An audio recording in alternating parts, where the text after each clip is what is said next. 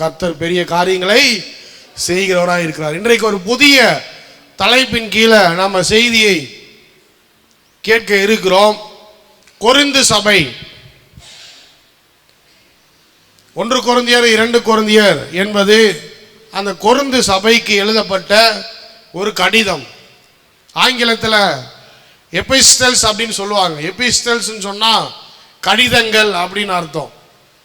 நம்முடைய வேத புஸ்தகத்தில் பார்த்தீங்கன்னு சொன்னால் சரித்திர புஸ்தகங்கள் இருக்கு, ஹிஸ்டரி புக்ஸு. அந்த சரித்திர புஸ்தகங்களுக்கு அடுத்து பாடல் கவிதைகள் இருக்கிறது. சங்கீதம், உன்னத பாட்டு, நீதிமொழிகள், இதெல்லாம் அந்த பாடல்கள். அதுக்கப்புறம் தீர்க்க தரிசன புஸ்தகங்கள் இருக்கிறது. ஒவ்வொரு தீர்க்க தரிசி எழுதின புஸ்தகங்கள், அதெல்லாம் தீர்க்க தரிசன புஸ்தகங்கள். அதுலேயும் 2 பிரிவு. ஒன்று மேஜர் ப்ராஃபட், இன்னொன்று மைனர் ப்ராஃபட். மேஜர் ப்ராஃபட்னு சொன்னால் பெரிய தீர்க்க தரிசன புஸ்தகங்கள், அடுத்து சிறிய தீர்க்க தரிசன புஸ்தகங்கள். அடுத்து பார்த்தீங்கன்னு சொன்னால் புதிய ஏற்பாட்டில் பார்த்தீங்கன்னு சொன்னால் இயேசு கிறிஸ்துவுடைய வாழ்க்கை வரலாறு, சரித்திரம். அதான் மத்தேயு, மார்க்கு, லூக்கா, யோவான். இதெல்லாம் பார்த்தீங்கன்னு சொன்னால் இயேசு கிறிஸ்துவுடைய வாழ்க்கை வரலாறு நம்ம என்ன பண்ணலாம், அதெல்லாம் படிக்கலாம். இப்படியாக வேத புஸ்தகம் என்பது ஒரு புஸ்தகம் இல்லை, பல புஸ்தகங்களுடைய தொகுப்பு. அதுதான் என்னது, வேத புஸ்தகம். எல்லா புஸ்தகங்களையும் இணைத்து நமக்கு இந்த பரிசுத்த வேதாகமத்தை உருவாக்கி கொடுத்துருக்குறாங்க. அதில் பார்க்கும்போது அப்போஸ்தலர் நடவடிக்கைகளை பார்த்தீங்கன்னு சொன்னால் ஆரம்ப கால சபை எப்படி ஆரம்பிக்கப்பட்டது? முதல்ல அந்தியோக்கில் தான் கிறிஸ்தவர்கள் என்கிற பேர் உருவாகிறது. சீஷர்கள் எல்லாரும் சேர்ந்து என்னன்னு சொல்றாங்க, கிறிஸ்தவர்கள் என்று சொல்லி அழைக்கிறார்கள். அதான் ஃபர்ஸ்ட் சர்ச் ஆஃப் அந்தியோக் என்கிற இடத்துல உருவாக்கப்பட்ட சபை தான் முதல் சபை. அங்கதான் கிறிஸ்தவர்கள் அப்படிங்கிற பேரே கிடைக்குது. அதுக்கப்புறம் மிஷனரி பிரயாணம். அதுலேயே பவுல் மிஷனரி பிரயாணத்தில் தான் என்ன பண்ணுறாரு, இந்த மாதிரியான சபைகள் எல்லாம் உருவாக்குறார். பவுல் ஒரு பக்கம் மிஷனரி பிரயாணம் போகிறாரு, பேதுரு ஒரு பக்கம் ஊழியம் செய்கிறாரு, ஸ்தேவான் ஒரு பக்கம் ஊழியம் செய்கிறாரு, அப்புறம் யோவான் ஒரு பக்கம் ஊழியம் செய்ய, இப்படி எல்லாரும் ஊழியம் செய்து கொண்டு இருக்கிறாங்க. அப்போ பவுலால் ஸ்தாபிக்கப்பட்ட சபைகளுக்கு தான் பவுல் என்ன பண்ணுறாரு, இந்த கடிதங்களை எழுதுகிறார். அதில் கொரிந்து அப்படிங்கிற பட்டணத்தில் உருவாக்கப்பட்ட சபை தான் இந்த கொரிந்து சபை. அடுத்து பார்த்தீங்கன்னா எபேசு என்கிற பட்டணத்தில் உருவாக்குற சபை எபேசு சபை. அதுக்கு எழுதின கடிதம் தான் எபேசியன்ஸ், எபேசியர். அதே போல பார்த்தீங்கன்னு சொன்னால் நம்ம ஒவ்வொரு இடத்திலும் உருவாக்கப்பட்ட சபைகளுக்கு உண்டான சத்தியங்களையும் ஆலோசனைகளையும் கடிதங்களால் எழுதினதுனால அந்த கடிதங்களை தான் நிருபங்கள் அப்படின்னு சொல்லி அழைக்கிறோம். அந்த நிருபங்கள் பார்த்தீங்கன்னு சொன்னால் எல்லா இடத்துலையும் எழுதப்பட்டிருக்கோம். பவுல் கொரிந்து சபைக்கு எழுதின நிருபம், பவுல் எபேசு சபைக்கு எழுதின நிருபம் அப்படின்னு சொல்லி சொல்லப்பட்டிருக்கோம். அப்போது இந்த கொரிந்து சபைக்கு எழுதினது 4 கடிதங்கள் அப்படின்னு சொல்கிறாங்க. அந்த 4 கடிதங்களில் 2 கடிதங்கள் தான் நம்மளுடைய வேதாகம புஸ்தகத்தில் நமக்கு கொடுக்கப்பட்டிருக்கிறது. 3, 4 ஏன் சேர்த்தலான்னு தெரியல. ஒருவேளை அதனுடைய அத்தன்டிசிட்டி ப்ரூஃப் பண்ண முடியல அப்படிங்கிறதுனால சேர்த்துலையா என்னமோ தெரியல. அதே போல் ஏகப்பட்ட புஸ்தகங்கள் நிறைய கடிதங்கள் புஸ்தகங்கள் அந்த காலத்தில் எடுக்கப்பட்டுச்சு, ஒவ்வொருத்தரும் எழுதுனது. ஒரு சில நேரங்களில் பார்த்தீங்கன்னு சொன்னால் ஒரு சில புஸ்தகங்கள் வேதாகமத்தில் எழுதப்பட்ட, அதாவது ஏற்கனவே அக்செப்ட் பண்ண புஸ்தகங்களுக்கு நேர்மாறாக எழுதப்பட்டிருக்கும். அப்போ அதை சேர்த்திக்க மாட்டாங்க. இப்போ யூதாஸ் பார்த்தீங்கன்னு சொன்னால் யூதாஸ் ஒரு இயேசு கிறிஸ்துடைய வரலாறை எழுதின மாதிரி ஒரு புஸ்தகம் இருக்குது. யூதாஸே என்ன பண்ணாராம், காஸ்பல் ஆஃப் ஜூடாஸ் அப்படின்னு சொல்லுவாங்க. யூதாஸே வந்து ஒரு வரலாறை வந்து அதில் வந்து என்ன எழுதியிருப்பான் யூதாஸ், நான் நல்லவன், நான் வந்து காட்டி கொடுக்கணும்னு கொஞ்சம் கூட எனக்கு எண்ணம் இல்லை, அப்படித்தான் எழுதியிருப்பான். அப்போ மத்தேயு எழுதுனது, மார்க் எழுதுனது, லூக்கா எழுதுனது, யோவான் எழுதுனதெல்லாம் பொய்யாகுமா? அப்போ இது 4க்கும் அகைன்ஸ்டா அது இருக்கு. அப்போ அது வந்து யாரோ ஒரு கள்ள உபதேசியர் என்ன பண்ணியிருக்கான், அந்த காலத்தில் மக்கள் இடத்துல கன்ஃபியூஷனை உண்டாக்குறதுக்காக அவன் என்னத்தையோ எழுதி விட்டுட்டான். அதை வந்து சேர்த்த முடியாது, அதனால் அதை தள்ளி விட்டுருப்பாங்க.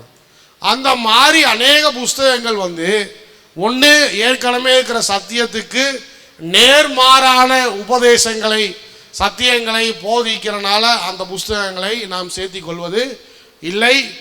இல்லை பவுல் எழுதினதே வந்து 1 கொரிந்தியர் 2 கொரிந்தியர் 3 4 வந்து அது வந்து அந்த அளவுக்கு ஒரிஜினாலிட்டியை வந்து காட்டலை, இல்லை அதனால் வந்து நமக்கு எந்த நன்மையும் இல்லை. இப்போ இன்னொரு புஸ்தகங்கள்லாம் பார்த்தீங்கன்னு சொன்னால் அதில் வந்து எந்த விதமான சத்தியங்களோ உபதேசங்களோ அதில் இருக்காது. சும்மா யாரோ ஒருத்தருடைய கதை இருக்கும், அவங்களுடைய வாழ்க்கை வரலாறு இருக்கும். அதுக்கும் நமக்கும் என்ன சம்பந்தம் அப்படிங்கிறதுனால அந்த கடிதங்களை என்ன பண்ணியிருக்க மாட்டாங்க, சேர்த்திருக்க மாட்டாங்க.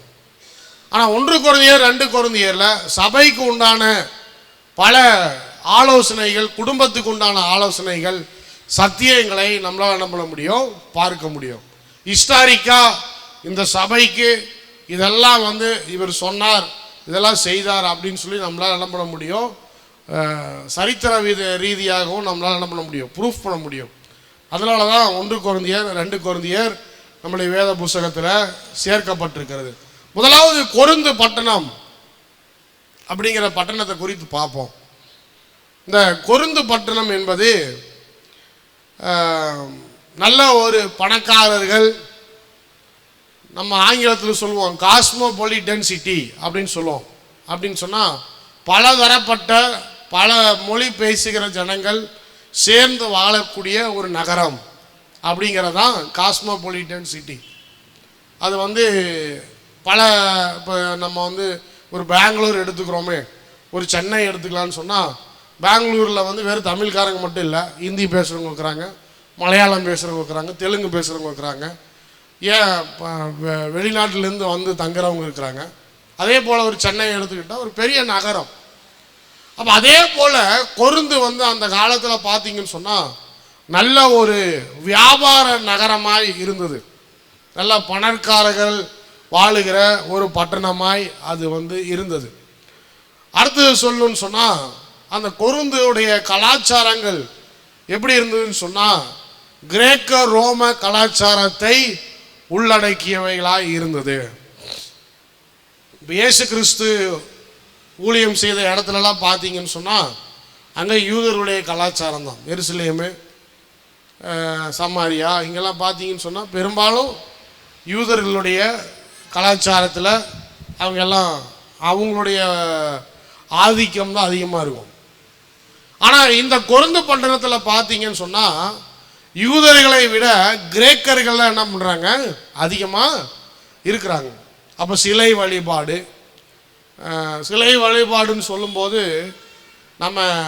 நம்ம கோயில்களெல்லாம் பார்த்தீங்கன்னு சொன்னால், நம்ம இந்து கோயில்கள்லாம் பார்த்தீங்கன்னு சொன்னால் அந்த கோயிலில் வந்து முந்தி பழங்காலத்தில் பார்த்தீங்கன்னு சொன்னால் விபச்சாரம் நடக்கும். இந்து கோயில்லையே தேவதாசி அப்படிங்கிற ஒரு முறையை வந்து என்ன பண்ணாங்க, ஃபாலோ பண்ணாங்க. அதே போல் இந்த கிரேக்க கோயில்களில் என்னன்னு சொல்லி பார்த்தீங்கன்னு சொன்னால் இந்த பெண்கள் விபச்சாரத்தில் பயன்படுத்தக்கூடிய பெண்கள் அவங்க வந்து என்ன நம்பினாங்க அப்படின்னு சொன்னால், இந்த விபச்சார பெண்களோடு போய் கோயிலில் இருக்கிற விபச்சார பெண்களோடு போய் விபச்சாரம் செய்தால் அவங்களுக்கு வந்து நிறைய பணம் கிடைக்கும், காசு கிடைக்கும், குழந்தை இல்லாதவங்களுக்கு குழந்தை பிறக்கும், அப்புறம் வந்து நல்லது நடக்காதவங்களுடைய வாழ்க்கையில் என்ன நடக்கும் நல்லா. ஏன்னா இவங்கெல்லாம் கடவுளுக்கு சமம். யார் அந்த விபச்சார பெண்கள் எல்லாரும் கடவுளுக்கு சமம். இவங்களோடு போய் உறவு கொண்டால் இந்த மாதிரியான நல்ல விஷயங்கள்லாம் நாங்கள் வாழ்க்கையில் நடக்கும் அப்படின்னு சொல்லி கொடுக்குற, அதை நம்புகிற ஒரு கலாச்சாரம் நிறைந்த ஒரு பட்டணம் தான் என்னது, இந்த கொரிந்து பட்டணம். இப்போ பவுல் என்ன பண்ணுறாரு, 51, 52 இயேசு கிறிஸ்து மரித்த பிறகு, வருஷம் சொல்கிறேன், புக்கு இல்லை, வருஷத்தை சொல்கிறேன். 51, 52 ஆஃப்டர் டெத் ஏடி. இயேசு கிறிஸ்து மரித்து ஒரு 50 ஆண்டுகள் கழித்து தன்னுடைய 2வது மிஷனரி பயணத்தில் தான் போய் என்ன பண்ணுறாரு, இந்த கொருந்து சபையை போய் என்ன பண்ணுறாரு, ஸ்தாபிக்கிறார். கொருந்து பட்டணத்தில் போய் சுவிசேஷம் அறிவித்து ஒரு சில மக்கள் கிரேக்கத்த மக்கள் இயேசு கிறிஸ்துவை ஏற்றுக்கொண்ட பிறகு அவங்களுக்கு ஞானஸ்தானம் கொடுத்து அவங்க கிறிஸ்தவங்களாக மாற்றி அப்புறம் அவங்களுக்கு மத்தியில் ஏற்படுத்தப்பட்டது தான் இந்த சபை, கொருந்து சபை. அடுத்து உள்ளே இருக்கிற ஜனங்கள், இப்போ ரட்சிக்கப்பட்ட ஜனங்களை பற்றி பேசுகிறேன். முந்தி வெளியே இருக்கிற ஜனங்களை பற்றி சொன்னேன். இப்போ ரட்சிக்கப்பட்ட சபை, அந்த சபையில் இருக்கிற ஜனங்கள் எப்படி இருந்தாங்க அப்படின்னு சொல்லி பார்த்தீங்கன்னா, பணக்காரங்களும் இருந்தாங்க, வாழ்க்கையில் கஷ்டப்படுறவங்களும் இருந்தாங்க, நல்லா வியாபாரம் பண்ணுறவங்களும் இருந்தாங்க, இல்லை ரொம்ப சாப்பாட்டுக்கே வழி இல்லை அப்படின்னு சொல்கிற குடும்பத்தில் இருக்கிறவங்களும் என்ன பண்ணாங்க, இருந்தாங்க. அடுத்தது நல்ல, அப்போ அந்த நேரத்தில் பார்த்தீங்கன்னு சொன்னால் மாஸ்டர் சர்வெண்ட்டு, அதாவது கலாச்சாரம் எப்படின்னு சொன்னால் அடிமைகள், வீட்டில் அடிமைகளை வைத்திருப்பாங்க. அந்த மாதிரி அடிமைகளை வைத்திருக்கிறவங்களும் என்ன பண்ணுறாங்க, இருக்கிறாங்க, முதலாளிகளும் இருக்கிறாங்க. எல்லாரும் கலந்த ஒரு சபை தான் இந்த கொருந்து சபை. அப்போ இந்த கொருந்து சபைக்கு அவர் எழுதுகிற கடிதங்களில் நிறைய காரியத்தை சொல்கிறாரு. இன்றைக்கு ஒரு சில காரியத்தை பார்ப்போம். தொடர்ந்து வருகிற வாரங்களில் எல்லாம் இந்த கொருந்து புஸ்தகத்திலிருந்து தான் நம்ம படிக்க போகிறோம், கொருந்தியர்லேருந்து தான் படிக்க போகிறோம். இன்றைக்கு ஒரு சில காரியங்கள் நம்ம வாசிப்போம். முதல் 3 வசனத்தை வாசிங்க. 1 கொருந்தியர் 1ஆம் அதிகாரம் 1, 2, 3 வாசிங்க.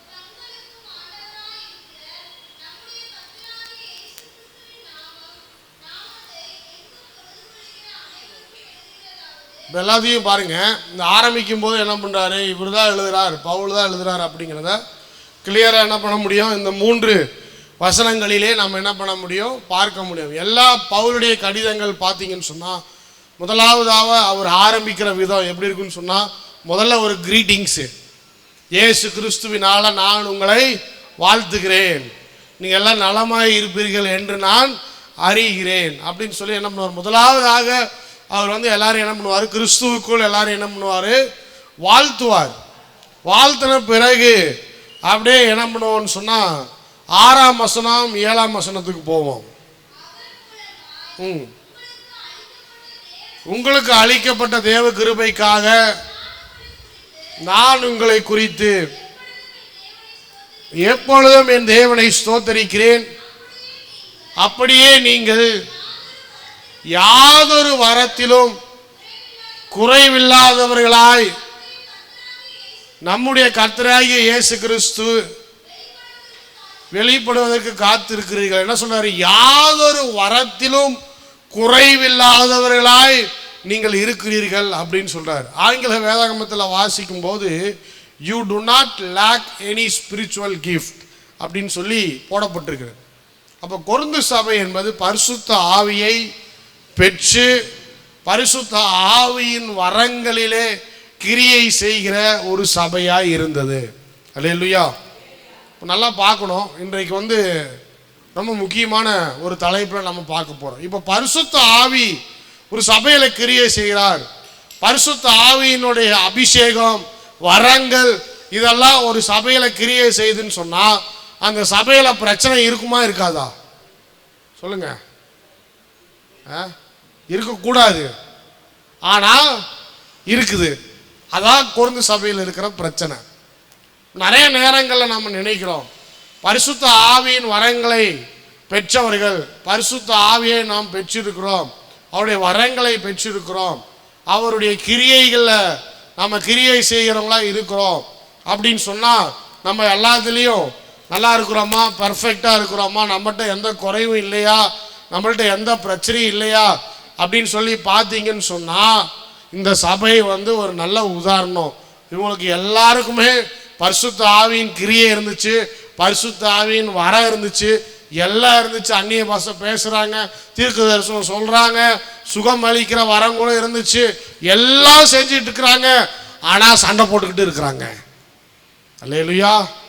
எல்லாரும் என்ன பண்ணுறாங்க? சண்டை போட்டுக்கிட்டு இருக்கிறாங்க. அப்போது ஒரு சபை என்பது there is no perfect church. எங்கேயுமே ஒரு நல்ல பிரச்சனையே இல்லாத ஒரு சபையை என்ன பண்ண முடியாது, பார்க்கவே முடியாது. எல்லா சபையிலும் பிரச்சனை இருக்குது.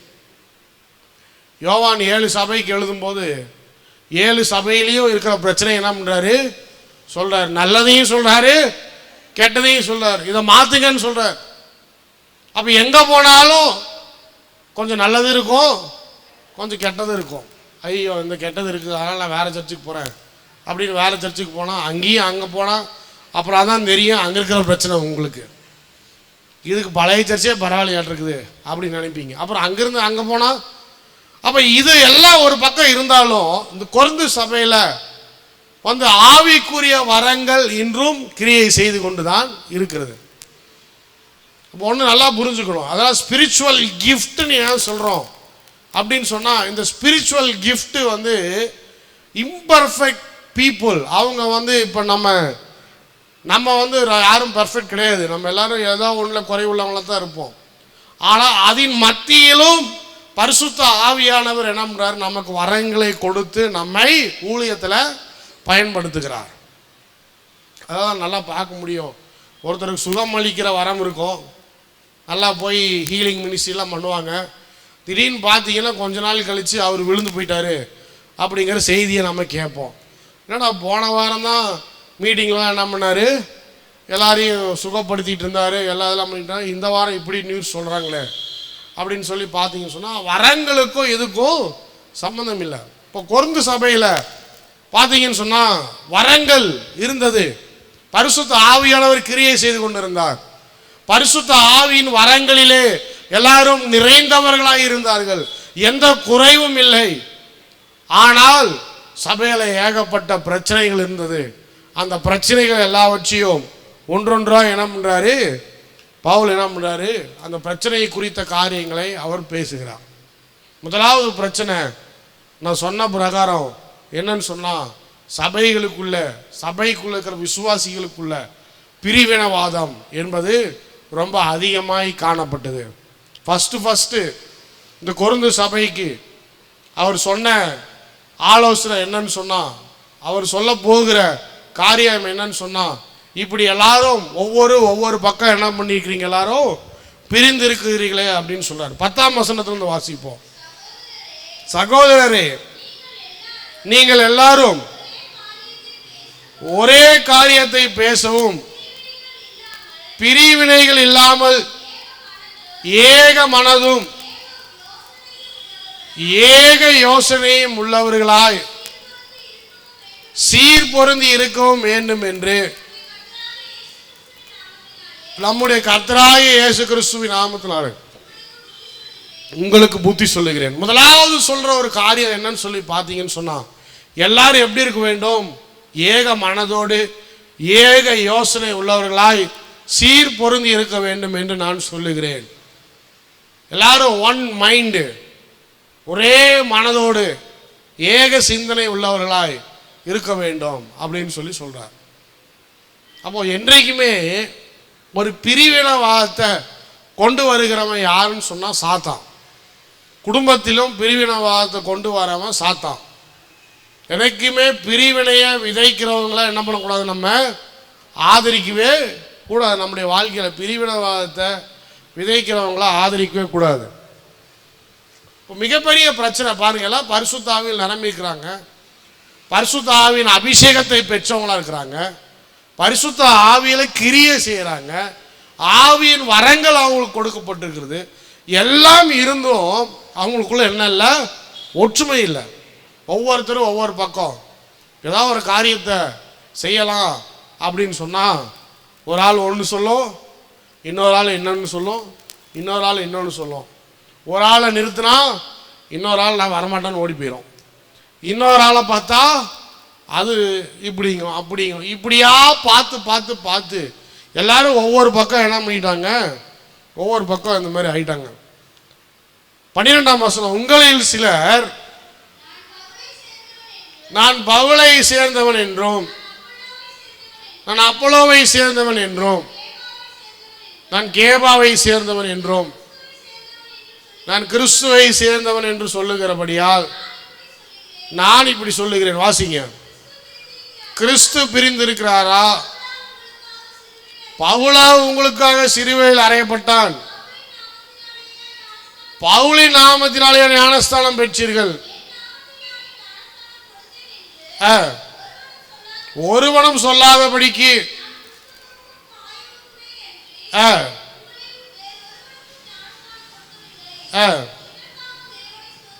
என்ன பிரச்சனை? நிறைய பேர் லீடர்ஸ் இருக்கிறாங்க. ஒவ்வொருத்தரும் இந்த சபைக்காக என்ன பண்ணியிருக்கிறாங்க, பாடுபட்டுருக்கிறாங்க, உருவாக்கி இருக்கிறாங்க. நிறைய ஊழியக்காரங்க எழும்பி இருக்கிறாங்க. இந்த சபையில் வந்து நிறைய பேர் ஊழியம் செஞ்சுருக்கிறாங்க. இப்போ வந்து என்ன, ஒவ்வொருத்தருக்கும் ஒவ்வொரு ஆளை பிடிச்சிருக்குன்னு வச்சுக்கோமே. பவுலை பிடிச்சவங்க கொஞ்சம் பேர் இருக்கிறான், அடுத்தது அப்போலோவை பிடிச்சவங்க கொஞ்சம் பேர் இருக்கிறான், கேபாவை சேர்ந்தவங்க கொஞ்சம் பேர் இருக்கான். இப்போ இவன் என்ன சொல்கிறான், பவுல் சொன்னாதான் நான் கேட்பேன், அவர் சொன்னால் என்ன பண்ண மாட்டேன், கேட்க மாட்டேன், ஏன்னா நான் பவுலுக்கு சேர்ந்தவன். இன்னொருத்தன் என்ன சொல்கிறான், கேபா சொன்னாதான் நான் கேட்பேன், அப்போலோ சொன்னாதான் நான் கேட்பேன், அவர் யார் எனக்கு சொல்கிறதுக்கு? இது வந்து ஒரு பெரிய பிரச்சனை. இது வந்து கிறிஸ்துவுக்காக நாம் ஆலயத்துக்கு வருகிறோம், கிறிஸ்துவுக்காக நாம் ஊழியம் செய்கிறோம், கிறிஸ்துவுடைய சுவிசேஷத்தை அறிவிக்கிறோம், இயேசு கிறிஸ்துவுடைய ராஜ்யத்தை தான் நம்ம கட்டி எழுப்புறோம் அப்படிங்கிற அந்த பேசிக் அந்த அண்டர்ஸ்டாண்டிங்கே இல்லாமல் விசுவாசிகள் எல்லாம் என்ன பண்ணுறாங்க, ஒவ்வொருத்தரும் ஒவ்வொரு பக்கம் பிரிஞ்சிருக்கிறாங்க. இப்போ ஆவிக்குரிய வரங்களை கிரியை செய்து என்ன பிரயோஜனம்? பரிசுத்த ஆவியில் நிரம்பி என்ன பிரயோஜனம்? அந்நிய பாஷை பேசி என்ன பிரயோஜனம்? தீர்க்க தரிசனம் சொல்லி என்ன பிரயோஜனம்? யாருக்குள்ளேயும் ஒற்றுமை இல்லையே. ஒற்றுமை இல்லாத வரைக்கும் தேவன் அந்த சபையை கொண்டு செய்ய நினைக்கிற காரியம் நிச்சயமாக என்ன பண்ணாது, நிறைவேறாது. இந்த ஒற்றுமை என்பது பார்த்தீங்கன்னு சொன்னால் சபையில் எடுத்துக்கலாம், குடும்பத்திலே எடுத்துக்கலாம். குடும்பத்திலே ஒற்றுமையை கொண்டு வருவது என்பது சாதாரணமான விஷயம் கிடையாது. நீங்கள் வேணால் நினைக்கலாம், எல்லாரும் ரசிக்கப்பட்டுருக்கிறாங்க பாஸ்டர், எல்லாரும் சர்ச்சுக்கு போகிறவங்க தான் பாஸ்டர், எல்லாரும் அந்நிய பாஷையில் நிரம்புறவங்க தான் பாஸ்டர், எல்லாரும் வரங்கள் இருக்கிறவங்க தான், ஆனால் ஒற்றுமையாக ஒரு காரியத்தை செய்யவே முடிய மாட்டேங்குது அப்படின்னு சொன்னால் பிரச்சனை இருக்குது. அல்லேலூயா. எல்லாரும் சேர்ந்து ஒரு காரியத்தை செய்யலாம்னு நினச்சா யாரா ஒருத்தவங்க என்ன பண்ணுவாங்க, பாக்கடிப்பாங்க. யாரா ஒருத்தர் என்னால் முடியாதுன்னு சொல்லுவாங்க. அப்போ இது வந்து ஒரு போராட்டம், சபைக்குள்ளேயே ஒரு போராட்டம். இதை வந்து ஜெயிக்கணும். ஆனால் தேவன் விரும்புகிற காரியம் என்னன்னு சொன்னா, ஒரு மனதோடு ஏகை சிந்தனை உள்ளவர்களாய் நாம் இருக்க வேண்டும். 4 பெந்தகோஸ்த பாஸ்டர் ஒன்று சேர்த்துறது வந்து சாதாரணமான விஷயம் கிடையாது. சொல்லுவாங்க அடிக்கடி, 4 பேரை நீங்கள் சேர்த்திட்டீங்கன்னு சொன்னால் எழுப்புதல் வந்துடும் அப்படின்பாங்க. ஏன்னா ஒவ்வொருத்தரும் ஒவ்வொரு மாதிரி, ஒவ்வொரு சர்ச்சும் ஒவ்வொரு மாதிரி அப்படின்னு சொல்லுவாங்க. அப்போ இந்த சபையில் முதலாவதாக பவுல் சொல்லுகிற ஒரு காரியம் என்னன்னு சொன்னால், ஒவ்வொருத்தர் ஒவ்வொரு தலைவரை ஃபாலோ பண்ணுறாங்க, ஆனால் எல்லாரும் சேர்ந்து இயேசு கிறிஸ்து செய்ய நினைக்கிற காரியத்தை யாரும் செய்ய மாட்டேங்கிறாங்க. பவுல் ஞானஸ்தானம் கொடுத்தாரா, அப்போலோ ஞானஸ்தானம் கொடுத்தாரா? நிறைய பேர் நான் தான் உனக்கு கல்யாணம் பண்ணி வச்சேன், நான் சொல்கிறத நீ என்ன பண்ணணும், கேட்கணும். இன்னும் பாதி பேர் சொல்லுவாங்க, நான் தான் உன்னை ரட்சிப்புக்குள்ளே நடத்தினேன். ஒரு சில பாஸ்டர்கள் வந்து என்ன சொல்லுவாங்கன்னா, உங்கள் சர்ச்சுக்கு வராங்களா, அவங்க யார் தெரியுமா, நான் தான் அவங்கள போய் சந்தித்து அவங்க ஞானஸ்தானம் கொடுத்து அவங்கள வந்து ஆவிக்குரிய வாழ்க்கையில் கட்டி எல்லாம் பண்ணதுக்கப்புறம் அவங்க ஓடி போயிட்டான். இப்போ அங்கே வந்துட்டு இருக்கிறான். சரி, எத்தனை நாளைக்கு வரான்னு பார்ப்போம். நான் உடனே என்ன சொல்லிடுவேன், ஐயா வேணா நீங்கள் வந்து கூட்டிகிட்டு போயிருங்க, உங்களுக்கு கஷ்டமாக இருந்தா வந்தால் என்ன பண்ணுங்க, வந்து கூட்டிகிட்டு போயிருங்க. அப்புறம் என்ன பண்ணுறது? அப்போ நிறைய பேர் என்ன பண்ணுறாங்க, நான் தான் இதே பிரச்சனை தான் இந்த கொரிந்து சபையில். பவுல் சொல்றாரு, நல்ல வேலைப்பா, நான் யாருக்கும் அதிகமா ஞானஸ்தானம் கொடுக்கவே இல்லை, 2 பேருக்கு தான் ஞானஸ்தானம் கொடுத்தேன். இல்லைன்னா எல்லாரும் என்ன பண்ணிடுவாங்க, ஒரு பெரிய பிரச்சனையாவே மாறுது. யார் யாரை ஃபாலோ பண்றது, யார் யாரை ஃபாலோ பண்றது, யார் யாருடைய சொல்ல கேட்கறது, ரொம்ப பெரிய பிரச்சனை. இதனால தான் சபையில் தேவன் செய்கிற காரியத்தை, தேவன் செய்ய நினைக்கிற திட்டத்தை நம்மளால என்ன பண்ண முடியல, நிறைவேற்ற முடியல. அப்ப சொல்றாரு, நம்ம எல்லாருக்கும் ஒரே ஏக சிந்தனை, நம்ம எல்லாருக்கும் ஒரே ஒரு ஞானஸ்தானம் தான். அது யாரு சொன்னா, இயேசு கிறிஸ்துவின் மூலமாய் கிடைக்கப்பட்ட ஞானஸ்தானம். ஒரே ஒரு ஒன் ரீசன் தான், நம்ம எல்லாரும் கூடுறது ஒரே ஒரு ரீசன் தான், தேவனுடைய ராஜ்யத்தை கட்டி எழுப்ப வேண்டும். அல்லேலூயா. 13ஆம் வசனத்தை வாசிங்க. கிறிஸ்து பிரிந்து இருக்கிறாரா? பவுலா உங்களுக்காக சிலுவையில் அறையப்பட்டான். உங்களுக்காக சிலுவையில் மரித்தவர் யார்? இயேசு கிறிஸ்து தானே. எந்த பாஸ்டரும் உங்களுக்காக மரிக்கல, நல்லா புரிஞ்சுக்கோங்க. எந்த டினாமினேஷனும் உங்களுக்காக மரிக்கல, எந்த சபையும் உங்களுக்காக ரத்தம் சிந்தி உங்களை என்ன பண்ணல, பாவத்திலிருந்து மீட்டெடுக்கல. முதலாவது இயேசு கிறிஸ்து உங்களை மீட்டெடுத்திருக்கிறார். இந்த டினாமினேஷனுக்காக சண்டை போடக்கூடாது. நிறைய பேர் டினாமினேஷனுக்காக சண்டை போடுறான். எங்கள் சர்ச்சு தான் பெரிய சர்ச்சு, எங்கள் சர்ச்சு தான் நல்ல சர்ச்சு, நீங்களாம் யாரும் பரலோகத்துக்கே போக மாட்டீங்க, நாங்கள் தான் பரலோகத்துக்கு போவோம், நீங்களாம் யார், நீங்களாம் அசுத்தவான்கள், அவிவிசுவாசிகள், உங்கள் பாஸ்டர் பண்ணுறதெல்லாம் பிரசங்கமே கிடையாது, எங்கள் பாஸ்டர் பண்ணுறது தான் பிரசங்கம், இப்படிலாம் சொல்கிறவங்களாம் இருக்கிறாங்க. ஸ்தோத்திரம். இப்படி இருக்கிறவங்க எப்படி பரலோகம் போவாங்கன்னு தெரியல. அவங்க பாஸ்டர் அவங்களுக்காக சிலுவையில் போய் மரிச்சாரு. சரி, பாஸ்டரை விட்டு கொடுக்காம பேசுறதுன்னா ஓகே தான், அதுக்கு நீ இப்படியா? அடுத்தவங்களாம் யாரும் பரலோகத்துக்கு போக மாட்டான், நான் மட்டும் தான் பரலோகத்துக்கு போவேன், நாங்கள் தான் ரட்சிக்கப்பட்ட சபை, நாங்கள் தான் அப்படி, நாங்கள் தான் இப்படி. நம்ம இயேசு கிறிஸ்து வந்தால் முதல்ல அங்கே தான் போவாராம், மற்றவங்க கிட்ட என்ன பண்ண மாட்டாராம். ஒரு ஆள் சொல்கிறான், ஈரோட்டில் எங்கள் சர்ச்சு மூலமாக தான் எழுப்புதல் வரும்னு. இப்போ நாங்களாம் என்ன பண்ணிட்டு இருக்கிறோம், ஜெபம் பண்ணாமல் உட்காந்துருக்குறோமா? இதே ஈரோட்டில் ஒரு பாஸ்டர் சொல்றார், ஈரோடு பட்டணத்தில் கர்த்தர் சொல்லியிருக்கிறாராம். என்ன சொல்லியிருக்கிறாராம் கர்த்தர், எங்கள் சபை மூலமாக தான் ஈரோடு பட்டணத்தில் என்ன வருமா, எழுப்புதல் வரும். முதல் விசுவாசிகள் வராங்களான்னு பாருங்க, அப்படி எழுப்புதல் வரட்டும். ஏன்னு சொன்னால் அந்த அளவுக்கு ஒரு மேட்டிமை, அந்த அளவுக்கு ஒரு ப்ரைடு, ஈகோ. நம்ம பெருசாக மற்றவங்களாம் ஊழியமே பண்ணாத மாதிரி இவங்க தான் ஊழியம் பண்ணுற மாதிரியும், மற்றவங்களாம் ஜெபம் பண்ண தெரியாத மாதிரியும், படிக்க தெரியாதவங்க மாதிரியும், பிரசங்கம் பண்ண தெரியாதவங்க மாதிரியும் ஒரு மேட்டிமை. அப்போ யார் உங்கள் பாஸ்டராக சிலுவையில் மரிச்சார் உங்களுக்காக? நான் கேட்குறேங்க, பவுல் கேட்குறாரு. ஸ்தோத்திரம். அதையும் சொல்லிடுறேன், என்கிட்ட யாரும் கோச்சிக்கூடாது. பவுல் கேட்குறாரு, நானா உங்களுக்காக சிலுவை, இயேசு கிறிஸ்து உங்களுக்காக சிலுவையில் மரித்திருக்கிறார். நீங்கள் ஏன் சண்டை போடுறீங்க? உங்களுக்குள்ள ஏன் பிரிவினவாதங்கள் வருகிறது? பவுல், அப்போலோ, கேபா, அப்படி இப்படின்னு சொல்லிட்டு பிடிச்சவங்க இருக்கலாம். இப்போ போன வாரம் ஒருத்தர் ஒரு பொலிட்டிக்கல் பார்ட்டிலேருந்து வெளியே வந்துட்டார். அவர் ஒரு இயக்கம் தொடங்குறாராம். தொடங்கினவொன்னே எல்லோரும் என்ன பண்ணிட்டாங்களாம், அங்கே இருக்கிறவங்க நிறைய பேர் ரிசைன் பண்ணிட்டு எல்லாம் இங்கே வராங்களாம். இப்போது என்ன நடக்க போகுது? ஒன்றும் கிடையாது. அடுத்து இன்னொருத்த ஆரம்பித்தா அங்கேயும் 10 பேர் போக தான் செய்வான். இன்னும் 10 பேர் வேற ஒருத்தன் நின்னா அவனுக்கும் 10 பேர் போவான். ஒருத்தன் கரப்பாம்பூச்சி மூஞ்சியை போட்டு ஒருத்தன் கட்சி ஆரம்பிச்சிருக்கிறான், அவனுக்கும் 10 பேர் கொடி பிடிச்சிட்டு தான் இருக்கிறான், போகாமையா இருக்கிறான். அங்கேயும் போய் நின்றுட்டு என்ன பண்ணுறான், கரப்பாம்பூச்சின்னு கத்தி இருக்கிறானுங்க. உலகம் அப்படி தான். ஆனால் சபைகளுக்குள்ள இது வரக்கூடாது. எல்லாரும் ஒரே மனதோடு, ஏக மனதோடு கிறிஸ்துவுக்காக ரட்சிக்கப்பட்டவர்களாய், போதகருக்கு ஊழியம் செய்யக்கூடாது, சபைக்கு ஊழியம் செய்யக்கூடாது, ஸ்தாபனத்துக்கு ஊழியம் செய்யக்கூடாது, ஆண்டவராகிய இயேசு கிறிஸ்துவுக்கு ஊழியம் செய்கிறவர்களா இருக்கணும். அல்லேலூயா. அப்பதான் தேவன் செய்ய நினைக்கிற காரியத்தை சபையிலே நிறைவேற்ற முடியும். 3ஆம் அதிகாரத்துக்கு போவோம். இதனுடைய தொடர்ச்சி என்ன பண்றாரு, 3ஆம் அதிகாரத்தில் 5ஆம் வசனத்தில் சொல்றார், பவுல் யார், அப்போலோ யார், கர்த்தர் அவனவனுக்கு அருள் அளித்தபடியே நீங்கள் விசுவாசத்துக்கு ஏதுவாக இருந்த ஊழியக்காரர் தானே.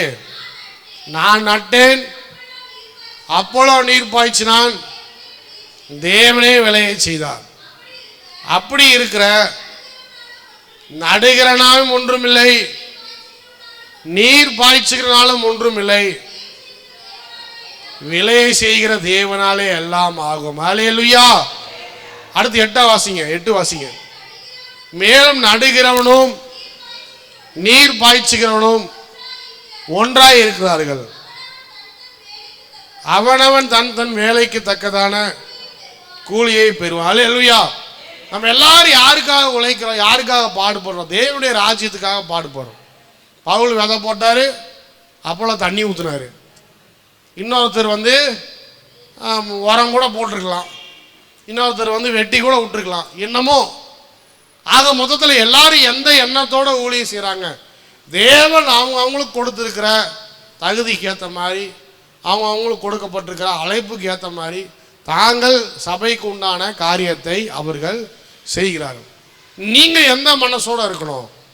கிறிஸ்து தான் நம்மளை அழைத்தவர், கிறிஸ்து தான் நம்மளை தெரிந்து கொண்டவர், அவருடைய ராஜ்யத்துக்காகவே நாம் பிரயாசப்படுகிறோம், பாடுபடுகிறோம் அப்படின்னு சொல்லிட்டு நீர் பாய்ச்சிறவன் ஒருத்தனாக இருக்கலாம், ஆனால் விலையை செய்கிறவர் யாருன்னு சொன்னால் தேவனாகிய கர்த்தர் என்பதை உங்கள் வாழ்க்கையில் மறந்து போகக்கூடாது. இப்போ யார் இந்த ஆட்டிடியூடோடு இருக்கிறாங்களோ அந்த சபைகளுக்குள்ளே என்ன இருக்குன்னு சொன்னால் ஒற்றுமை இருக்கும், ஒருமனப்பாடு இருக்கும். சரி நீங்கள் செய்யுங்க, நாளைக்கு நான் செய்கிறேன், சரி அவங்க செய்யட்டும், அவங்க நடத்தட்டும், நான் ஒரு நாள் நடத்துகிறேன், நீங்கள் ஒரு நாள் நடத்துங்க, இன்னொருத்தர் ஒரு நாள் நடத்தட்டும், என்னால் முடிஞ்ச உதவியை நான் உங்களுக்கு செய்கிறேன். என்றைக்குமே இந்த ஒற்றுமை, இந்த ஒருமனப்பாட்டை தான் கர்த்தர் என்ன பண்ணுறாரு, அவர் சபையில் என்ன பண்ணுறாரு, விரும்புகிறார். அநேக சபைகளில் பிரிவினவாதங்கள் வர்றதுக்கு முக்கியமான காரணம் என்னன்னு சொன்னால் ப்ரைடு, மேட்டிமை, விசுவாசிகளுக்குள்ள மேற்றுமை, ஊழியக்காரர்களுக்குள்ள மேற்றுமை. லீடர்ஸ்னு ஒரு சில ஆளுங்களை உருவாக்கி வச்சுருந்தா அவன் 4 பேருக்கு தான் லீடராக இருப்பான். அவன் பார்த்தீங்கன்னா 4000 பேரை ஆத்மாவை ரட்சித்து ஞானஸ்தானம் கொடுத்த மாதிரி பெருமை பேசிட்டு உட்காந்துருப்பான். நடக்கிறதெல்லாம் என்னால் தான் நடக்குதுன்பான். இந்த மாதிரியான காரியங்கள் இருக்க சபையில் வளர்ச்சி என்ன பண்ண முடியாது, பார்க்க முடியாது. தேவன் எதிர்பார்க்குற காரியம் என்னன்னு சொன்னால், கிறிஸ்து பிரிந்தவர் அல்ல, நாம தான் பிரிந்து இருக்கிறோம். கிறிஸ்து ஒரே நோக்கமோடு ஒரே காரியத்தோடு தான் ஒரு சபையை உருவாக்கினார். சபைன்னு சொன்னால் ஒரே ஒரு சர்ச்சு தான், தெரியுமா உங்களுக்கு? வேத புஸ்தகத்தில் சர்ச்சுன்னு சொன்னால் ஒரே ஒரு சபை தான், அது எக்லீசியா, தேவனுடைய சபை. ஒரே ஒரு சபையாக சொல்லப்பட்டிருக்கு. நம்ம இன்னைக்கு 1008 பேர் வச்சிருக்கிறோம். ஒவ்வொருத்தரும் ஒவ்வொரு சர்ச். நல்ல மெய்ப்பர், ஆட்டு மெய்ப்பர், இன்னொருத்தர் இரட்சகர், மீட்பர், சமாரியன், யூதன் அப்படின்னு சொல்லி பிரித்து வச்சிருக்கிறோம் சர்ச்சை. ஆனால் அவர் ஒரே சபையை தான் பார்க்குறார், ஆத்மாவை ஒரே ஆத்மாவாக தான் பார்க்குறார். அல்லேலூயா. அவர் பிரிக்கிற தேவன் அல்ல, சேர்த்துக்கிற தேவன். நம்ம தான் பிரிஞ்சு இருக்கிறோம். அப்போ என்றைக்குமே ஒன்றும் புரிந்து கொள்ள வேண்டும், நம்மளை பெயர் சொல்லி அழைத்து நம்மளை ரட்சித்து நமக்கு பரிசுத்த வாழ்க்கையை கொடுத்தவர் யாருன்னு சொன்னால் அவர் இயேசு கிறிஸ்து தான். எந்த மனுஷனும் கிடையாது, எந்த டினாமினேஷனும் கிடையாது, எந்த சர்ச்சும் கிடையாது. நீங்கள் யாருடைய பேரில் ஞானஸ்தானம் எடுத்திருக்கிறீங்கன்னு சொன்னால் இயேசு கிறிஸ்துவோடைய பேரில் தான் நீங்கள் ஞானஸ்தானத்தை பெற்றிருக்கிறீங்களா? அல்லேலூயா. அப்போது ஃபுல்ஃபில் காட்ஸ் பர்பஸ், தேவனுடைய திட்டத்தையும் தேவனுடைய சித்தத்தையும் சபை நிறைவேற்ற வேண்டும் என்று சொன்னால் முதலாவது பிரிவினவாதங்களை தூக்கி எறிய வேண்டும். அல்லேலூயா. அடுத்தது பார்த்தீங்கன்னு சொன்னால் தேவ ஞானத்தை பற்றியும் தேவ பெலனை பற்றியும் இந்த கொரிந்து சபையில் இருக்கிற விசுவாசிகளுக்கு பேசுகிறார். மறுபடியும் 1ஆம் அதிகாரத்துக்கு போவோம். 25 வாசிங்க. இந்தபடி தேவனுடைய பைத்தியம் எனப்படுவது மனுஷருடைய ஞானத்திலும் அதிக ஞானமாய் இருக்கிறது, தேவனுடைய பலவீனம் எனப்படுவது மனுஷ பலத்திலும் அதிக பலமாய் இருக்கிறது. நீங்கள் அழைக்கப்பட்ட அழைப்பை பாருங்கள், ஞானிகள் அநேகர் இல்லை, வல்லவர்கள் அநேகர் இல்லை, பிரபுக்கள் அநேகர் இல்லை, ஞானிகளை வெட்கப்படுத்தும்படி தேவன் உலகத்தில் பைத்தியமானவர்களை தெரிந்து கொண்டார். பலமுள்ளவைகளை வெட்கப்படுத்தும்படி தேவன் உலகத்தில் பலவீனமானவர்களை தெரிந்து கொண்டார். உள்ளவைகளை அவமாக்கும்படி உலகத்தின் இழிவானவைகளையும் அற்பமாய் எண்ணப்பட்டவைகளும் இல்லாதவைகளையும் தேவன் தெரிந்து கொண்டார். மாம்சமான எவனும் தேவனுக்கு முன்பாக பெருமை பாராட்டாதபடிக்கு அப்படி செய்தார். நான் முன்னாடி சொன்னேன், பிரிவினவாதத்துக்கு முக்கியமான காரணம் என்ன? பெருமை பாராட்டுறதுதான். அதனுடைய தொடர்ச்சியை தான் இங்க பேசுறாரு. என்னன்னு சொல்றாரு? தேவன் நம்மை தெரிந்து கொள்ளும் போது நம்மளுடைய தகுதி என்ன யோசித்து பாருங்க. இங்க எத்தனை பேர் வக்கீலுக்கு படிச்சிருக்கிறீங்க? யாருமே இல்லை. இங்க எத்தனை பேர் ஆக்ஸ்போர்ட் யூனிவர்சிட்டியில் போய் பட்டம் வாங்கியிருக்கிறீங்க? யாருமே இல்லை. எத்தனை பேர் ஐஐடி ஐஐஎம்ல போய் படிச்சுட்டு வந்திருக்கிறீங்க? யாருமே இல்லை. எத்தனை பேர் மருத்துவராக இருக்கிறீங்க? யாருமே இல்லை. நீங்களாம் யாருப்பா? ஏதோ எஸ்எஸ்எல்சி பாஸு, பிஎஸ்சி பாஸு, கொஞ்சம் மிஞ்சி மிஞ்சி போனால் பிஇ பாஸு, ஏதோ ஒரு டிகிரி, ஏதோ ஒரு காலேஜ். இப்போ செய்கிற வேலைக்கு டிகிரிக்கு சம்மந்தமும் இருக்காது. இப்போ ஆக மொத்தத்தில் தேவனுடைய பார்வையில் பார்க்கும்போது சொன்னால் நாம் எல்லாரும் பிரபுக்களோ ஒரு வல்லவர்களோ ஒரு ஞானிகளோ அல்ல.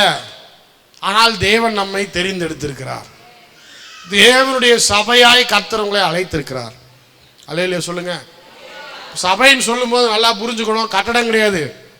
சபைன்னு சொல்லும் போது நம்ம தான் அந்த சபை, ஆத்துமாக்கள் தான் சபை. கர்த்தர் நம்மளை தான் சபையா பார்க்கிறார்.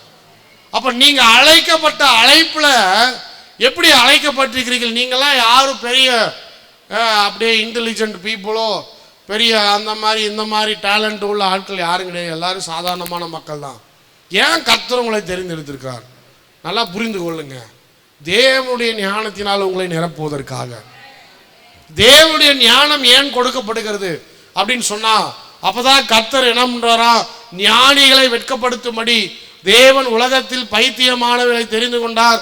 பலமுள்ளவைகளை வெட்கப்படுத்தும்படி தேவன் உலகத்தில் பலவீனமானவர்களை கர்த்தர் தெரிந்தெடுத்திருக்கிறார். ரெண்டு காரியம் இருக்கு. ஒரு சில ஆளுங்க எப்போ ஊழியத்துக்கு கூப்பிட்டாலும் சர்ச்சில் என்ன சொல்றேன்னா, என்னால் முடியாது, எனக்கு அது தெரியாது, இது தெரியாது, வேற யாரா பாருங்க பாஸ்டர், என்னால் முடியாது பாஸ்டர், எனக்கு எந்த டேலண்ட்டுமே கிடையாது. அப்போது ஆண்டவர் உங்களை பார்த்து கேட்குறாரு. டேலண்ட்டை பார்த்தா கர்த்தர் உங்களை அழைச்சாரு. அதுக்கு தான் அந்த வசனம். ஞானிகளை, உலகத்தின் ஞானிகளை வெட்கப்படுத்தும்படிக்கு தேவன் பைத்தியமானவர்களை தெரிந்து கொண்டார். இதுக்காக கர்த்தர் உங்களை அழைச்சிருக்கிறார் சொன்னால், அவருடைய ஞானத்தால் உங்களை நிரப்புவதற்காக தான் கர்த்தர் உங்களை அழைச்சிருக்கிறார். பவுலுக்கு ஞானத்தை கொடுத்தவர் யாரு? கர்த்தர். அப்போலோவுக்கு ஞானத்தை கொடுத்தவர் யாரு? கர்த்தர். கேபாவுக்கு ஞானத்தை கொடுத்தது யாரு? கர்த்தர். எபேசு சபையில் இருக்கிற ஒவ்வொருவருக்கும், கொரிந்து சபையில் இருக்கிற ஒவ்வொருவருக்கும் ஞானத்தை கொடுத்தவர் யாரு? கர்த்தர். அதே கர்த்தர் தான் என்ன பண்றாரு? இன்றைக்கு உங்களுக்கும் ஞானத்தை கொடுத்து உங்களை என்ன பண்றாரு? நிரப்பிட்டு இருக்காரு. ஏன் நிரப்பாரு சொன்னா, நம்மளுடைய பலத்தை சாராமல், நம்மளுடைய ஞானத்தை சாராமல், தேவ பலத்தையும் தேவ ஞானத்தையும் சார்ந்து வாழுகிற விசுவாசிகளாய் கர்த்தர் நம்மளை அழைத்திருக்கிறார். எல்லாத்தையும் கர்த்தர் சொல்லித்தரார். தெரியாத விஷயத்தை கூட நாம் என்ன பண்றோம்? கத்துக்கிறோம். எப்படி கத்துக்கிறோம்? யார் நமக்கு சொல்லித்தரா? தேவனாகிய கர்த்தர் நமக்கு சொல்லி தருகிறார். மாம்சமான எவனும் தேவனுக்கு முன்பாக பெருமை பாராட்டதை படிக்க அப்படி செய்தார். ஒவ்வொரு முறையும் நம்முடைய பலத்தையும் நம்மளுடைய ஞானத்தையும் உயர்த்தி பேசும்போது நமக்குள்ள பெருமை வருது. நான் யார் தெரியுமா? என்ன படிச்சிருக்கேன் தெரியுமா? எங்க போய் படிச்சிருக்கேன் தெரியுமா? நாங்கள் என்ன ஜாதி தெரியுமா? நாங்கள் எந்த குடும்பம் தெரியுமா? எந்த பரம்பரை தெரியுமா? இப்படிலாம் பேச பேச உங்களுக்குள்ள பெருமை தான் வருதே தவிர தேவ ஞானமும் தேவ பலனும் உங்கள் வாழ்க்கையை என்ன பண்ணுறதில்ல, நிரப்புறதே இல்லை. நான் ஒரு ஆர்மி ஆஃபீஸரோட பையன், நல்லதுதான், சொல்லிக்கலாம். ஆனால் இன்னைக்கு அந்த ஆர்மி ஆஃபீஸரை உன்னை காப்பாற்ற முடியாது. ஒரு போலீஸ் அதிகாரியுடைய மகன் பொசிஷன் இருக்கிற வரைக்கும் தான் அவங்க அப்பா போலீஸ் அதிகாரி. அதுக்கப்புறம் அது ஒரு டம்மி பீஸ் தான். ஸ்தோத்திரம். ஒன்றும் பண்ண முடியாது, உன்னை காப்பாற்ற முடியாது. ஜெயிலுக்கு போனால் நீ ஜெயிலே தான் உட்காந்துருக்கணும், அவரால் உன்னை காப்பாற்ற முடியாது. நம்ம சொல்லிக்கலாம், ஆனால் நம்மளுடைய பெருமை அதிகமாக இருக்க இருக்க தேவன் கொடுக்கிற ஞானம், தேவன் கொடுக்கிற பலன் நம்முடைய வாழ்க்கையில் என்ன பண்ணாது, கிரியை செய்யாது. முதலாவது விசுவாசிகள் சபையில் அழைக்கப்பட்ட பிறகு, சபைக்குள்ள வந்த பிறகு நீங்க எம்டி ஆனாதான் பரிசுத்த ஆவியானவர் உங்களை ஃபில் பண்ண முடியும். அல்லேலூயா. நீங்க எம்டி ஆகாம உங்களுக்குள்ளே நீங்க எல்லாம் ஃபில்லா இருந்தீங்கன்னு சொன்னா அவர் என்ன பண்ண முடியாது, உங்களை ஃபில் பண்ண. ஏற்கனவே அவ்வளோ பெருமை, அவ்வளோ இது கிடக்குது. இப்பேற்பட்ட ஆட்கள் என்றைக்குமே சபையில ஒருமனப்பாட்டோடு ஒற்றுமையோடு அவங்களால கிரியை செய்ய முடியவே முடியாது. எப்போ பார்த்தாலும் அவங்க சொல்லுவாங்க, மற்றவங்களை காட்டிலும் நாங்கள் கொஞ்சம் மேலேங்க. எப்படி? மற்றவங்களை காட்டிலும் நாங்கள் கொஞ்சம் மேலே, ஏன்னா நாங்கள் இப்படி, எங்கள் ஃபேமிலி இப்படி. அப்போ ஆல்ரெடி நீங்கள் ஃபில் ஆகி தான் இருக்கிறீங்க. எப்படி பரிசுத்த ஆவியானவர் உங்களை நிரப்ப போகிறாரு? கொரிந்து சபையில் இருந்த பிரச்சனை இதுதான். அவர் சொல்கிறாரு, தேவ ஞானம் தேவ பலன். யாராக இருந்தாலும் சரி, எவ்வளோ பெரிய ஆளாக இருந்தாலும் சரி, தமிழ்லே நீ பிஹெச்டி படிச்சிருந்தாலும் டபுள் டாக்டரேட் வாங்கியிருந்தாலும் இந்த பைபிளை படித்து பார்த்தீங்கன்னா உங்களுக்கு ஒன்றுமே புரியாது. தப்பு தப்பாக தான் படிப்பேன். ஸ்கூலுக்கே போகாத ஒரு மனுஷன் ஏதோ அந்த வேத புஸ்தகத்தை வாசித்து பெற்றிருந்த அறிவில் அவனை வாசிக்க சொன்னீங்கன்னா அற்புதமாக வாசிப்பான். என்ன சார் பிரச்சனை? இதுதான் தேவன் கொடுக்குற பலன், இதுதான் தேவன் கொடுக்குற ஞானம். சாதாரண மனிதர்களை தேவனால் உயர்த்த முடியும். சாதாரண மனிதர்களை, குப்பையிலிருந்து இருக்கிறவனை கர்த்தர் கொண்டு போய் பிரபுக்களோடும் ராஜாக்களோடும் உட்கார செய்கிற தேவனாகிய கர்த்தர் நம்முடைய தேவனாகிய கர்த்தர். அப்போ ஒரு மனுஷனை கர்த்தர் உயர்த்துறாருன்னு சொன்னா யாராலையும் தடுத்து நிறுத்த முடியாது. தேவன் கொடுக்கிற பலன், தேவன் கொடுக்கிற ஞானம். அல்லேலூயா. அடுத்ததா ஒரு காரியம், பொறாமை. ஒருத்தன் உயர்த்தப்படும் போது இன்னொருத்தனுக்கு என்ன உண்டாகுது? சபைக்குள்ளதான் பேசுறேன். ஒருத்தன் உயர்த்தப்படும் போது இன்னொருத்தனுக்கு பொறாமை உண்டாகுது. ரெண்டு பேரும் ஜெபம் பண்ணிட்டு இருக்கிறான். ஒருத்தனுக்கு கவர்மெண்ட் ஜாப் கிடைச்சிருச்சு, உனக்கு கிடைக்கல. சரி, எனக்கு கிடைக்கல, அவருக்காக கிடைச்சிருக்குன்னு சந்தோஷப்படுறியா? இல்லை. அது எப்படி அவனுக்கு கிடைக்கலாம்? அது வரைக்கும் ரெண்டு பேரும் நண்பர்களாக தான் இருப்பாங்க. அதுக்கப்புறம் பார்த்தீங்கன்னா ஒருத்தருக்கு ஒருத்தர் பேசிக்க மாட்டாங்க. அப்புறம் என்ன சொல்லுவான், இவர் ரேஞ்சே வேறங்க, இவர் முந்தி ஏழையாக இருந்தார், இப்போ என்னன்னா பிஎஃப் வருது, அது வருது, இது வருது, பென்ஷன் வேறு வரும், எல்லாம் வரும். நம்மெல்லாம் சேர்ந்து உக்காந்துட்டு இருந்தாலும் பிரிஞ்சு உட்காருவாங்க. பாஸ்டர் பாப்பா என்னடா ரெண்டு பேரும் சேர்ந்து தான் உட்காந்துருந்தாங்க.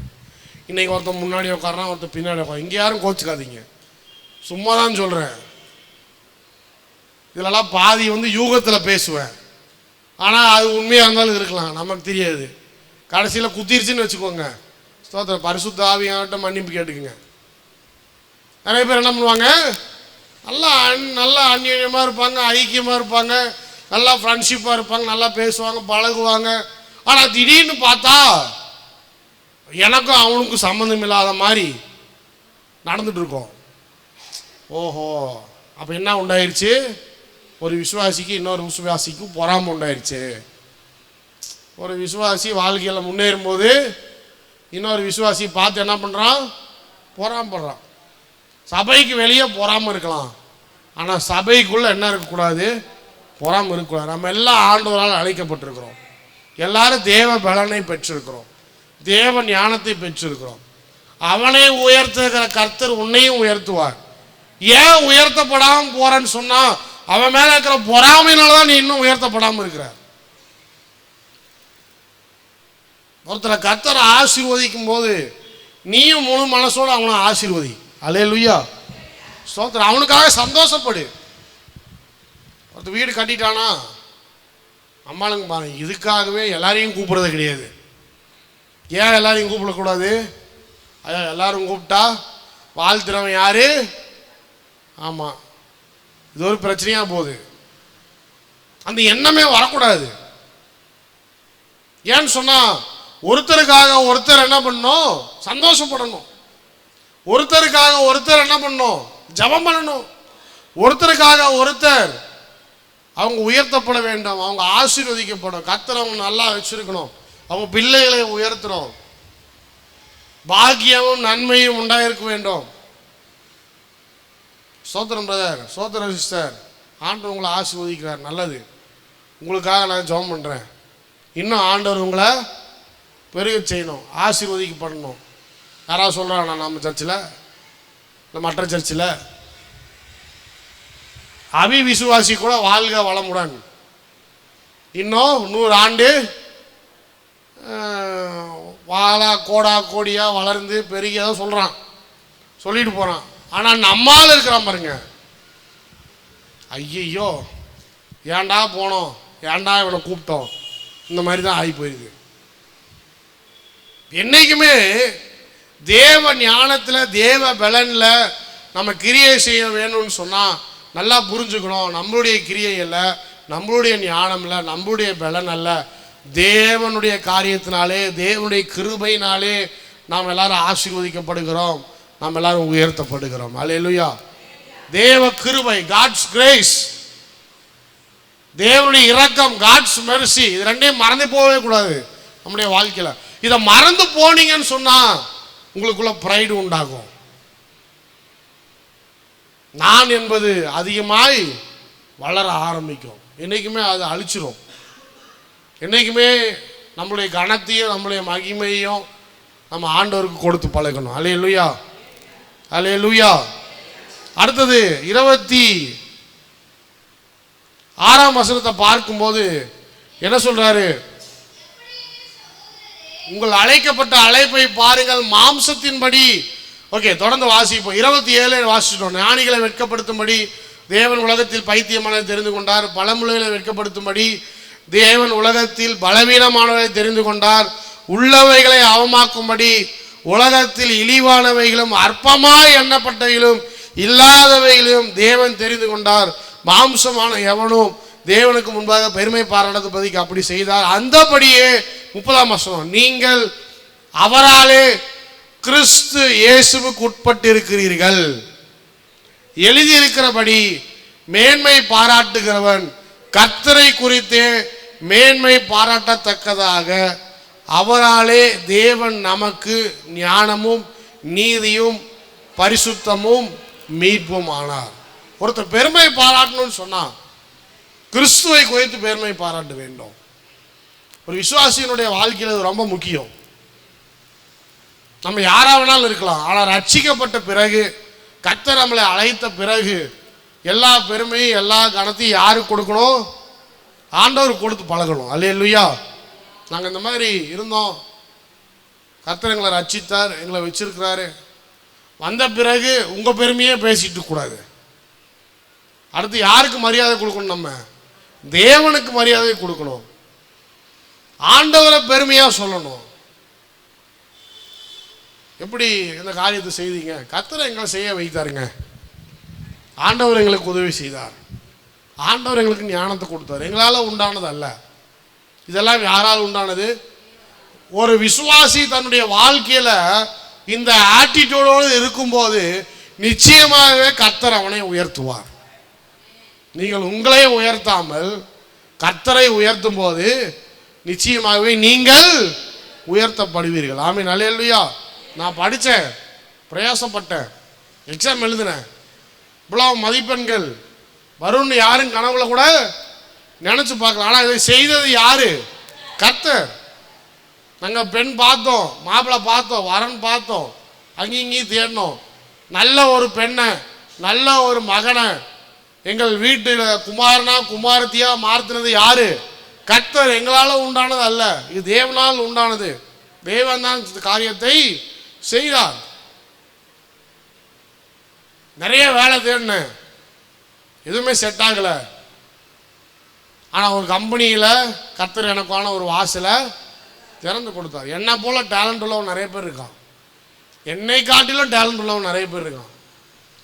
ஆனால் அவங்க எல்லாரையும் மத்தியில் அந்த ஒரு இடத்துல, அந்த ஒரு சீட்டில் கர்த்தர் என்னை போய் உட்கார செய்தார்னு சொன்னால், தேவன் என் மேல் வைத்திருக்கிற கிருபை, தேவன் என் மேல் வைத்திருக்கிற இரக்கம். அல்லேலூயா.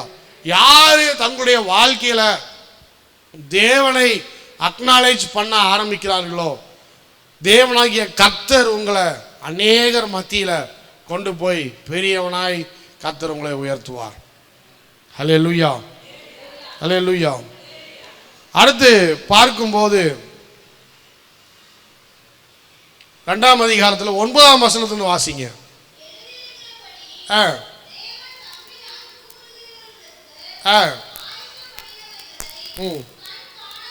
கண் காணவும் இல்லை, காது கேட்கவும் இல்லை, மனுஷனுடைய இருதயத்தில் தோன்றவும் இல்லை,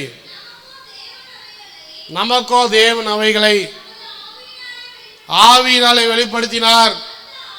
அந்த ஆவியானவர் எல்லாவற்றையும் தேவனுடைய ஆழங்களையும் ஆராய்ந்திருக்கிறார்.